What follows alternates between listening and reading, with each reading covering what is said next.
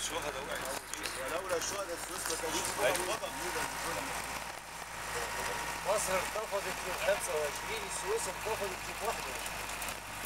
والله كان في حاجه واحده. طبعا كان في حاجه 20، احنا بنقوم 21. احنا كنا في الشارع سعادتك موجودين. 22 انا في الشارع. كان في خطه حرب اتعملت. يعني هي دي الحته النفسيه بعد العاصفه.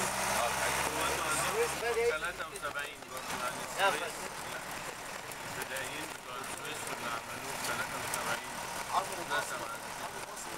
هم لما تصدق ده هم مش هيفتحوا عن اسم حصلت معركه عظيمه نفس الاسم ده يا دكتور. كل حته طلعت ما عدا السويس. دارت انت عارف 4 ايام مع قوات الشرطه. 25 26 27 28 الساعه 3 الظهر كان خلصان على قوات الشرطه.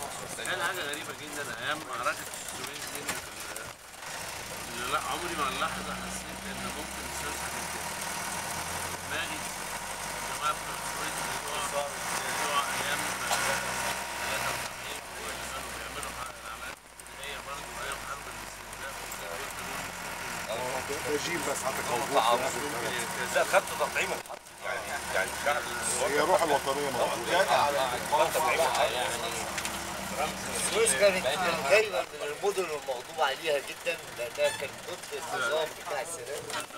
شكرا يا باشمهندس. رحنا بداية يعني السويس مدينه ناصريه.